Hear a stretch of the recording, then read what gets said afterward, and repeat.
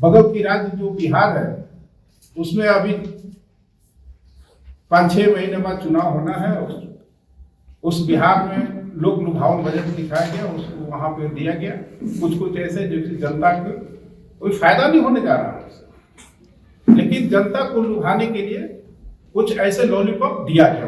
बिहार युवाओं को उम्मीद थी कि सरकार रोजगार बढ़ाने के लिए ठोस योजनाएं लाएगी, लेकिन बजट में ऐसा कोई प्रावधान नहीं किया जिससे नौकरी के अवसर बढ़े।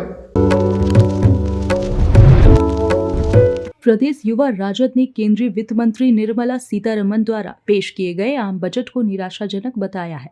रांची से प्रदेश कार्यालय में आयोजित संवाददाता सम्मेलन को संबोधित करते हुए युवा राजद के प्रदेश अध्यक्ष रंजन कुमार यादव ने कहा कि पड़ोसी राज्य बिहार में होने वाले विधानसभा चुनाव को देखते हुए बजट में कई सौगात दी गई है। हालांकि बिहार के लिए भी कई घोषणाएं आने वाले समय में लॉलीपॉप साबित होंगी। प्रदेश अध्यक्ष ने कहा कि आम बजट में युवाओं के लिए रोजगार का कोई प्रावधान नहीं किया गया है। आम बजट से झारखंड को पूरी तरह से अलग थलग रखा गया है। वहीं उन्होंने कहा कि निवेशकों के लिए कोई राहत नहीं दी गई है। युवा राजद के प्रदेश अध्यक्ष रंजन कुमार यादव ने कई सुझाव भी दिए हैं। वहीं उन्होंने कहा कि रोजगार के लिए ठोस नियमों को बनाने की जरूरत है। इसके अलावा झारखंड को विशेष आर्थिक पैकेज मिलना चाहिए। स्वागत करता हूं और अपनी बात को शुरुआत करते हैं।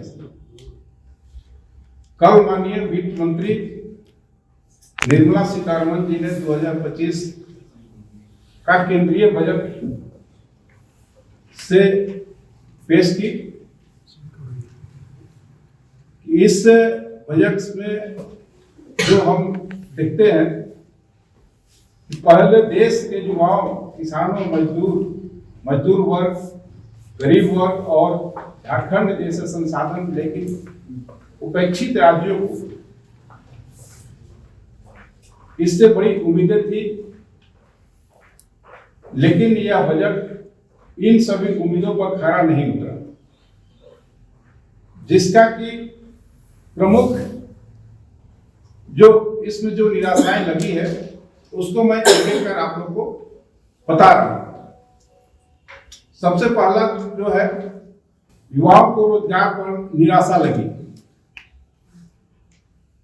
युवाओं को उम्मीद थी कि सरकार रोजगार बढ़ाने के लिए ठोस योजनाएं लाएगी, लेकिन बजट में ऐसा कोई प्रावधान नहीं किया जिससे नौकरी के अवसर बढ़े। आर्टिफिशियल इंटेलिजेंस ऑटोमेशन के बढ़ते प्रभाव से लाखों नौकरियां खतरे में है, लेकिन सरकार ने इसके समाधान के लिए कोई नीति नहीं लाई। दूसरा, झारखंड की पूरी तरह से अनदेखी की गई। मतलब झारखंड को उम्मीद थी कि जिस तरह बीते विधानसभा में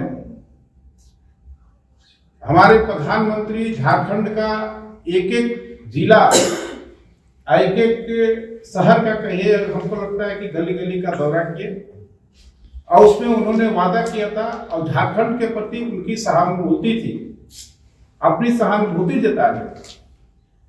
तो इस बजट में झारखंड के लोगों को लगा कि नहीं, केंद्र झारखंड के लिए कुछ सोचेगा, झारखंड के लिए कुछ विशेष पैकेज का प्रावधान करेगा, लेकिन इसमें इस तरह का कुछ नहीं दिखा गया। मतलब पूरी तरह से कहा जाए तो झारखंड को के साथ सौतेला व्यवहार किया गया। इससे प्रतीत होता है कि ये बिल्कुल राजनीति से परे है। यही बगल की राज्य जो बिहार है उसमें अभी 5-6 महीने बाद चुनाव होना है। उस बिहार में लोक लुभावन बजट दिखाया गया, उसको वहां पे दिया गया कुछ ऐसे जो कि जनता को कोई फायदा नहीं होने जा रहा है, लेकिन जनता को लुभाने के लिए कुछ ऐसे लॉलीपॉप दिया गया बिहार में। तीसरा चीज है, गरीबों और महंगाई से जुड़ते लोगों को राहत नहीं हुआ। जो हमारे गरीब हैं, जो जंगल पहाड़ में रहते हैं, जिसको कि आज 5 केजी अनाज पे अपना जीवन यापन करना पड़ रहा है, उनको उम्मीद थी कि हमको कहीं ना कहीं सरकार आगे का रास्ता दिखाएगी जिससे हमको 5 केजी अनाज पे आश्रित नहीं रहना पड़े, हमको अपने आप पैर पर खड़ा हो जाए, हमको भी कुछ रोजगार मिले और रोजगार करें। लेकिन इससे भी इस बजट में उनको लिए कोई प्रावधान नहीं किया गया। पहली बात तो मैं स्पष्ट कर दूं कि आरसू के लिए कोई हमारे मन में कोई संताप ऐसा नहीं है।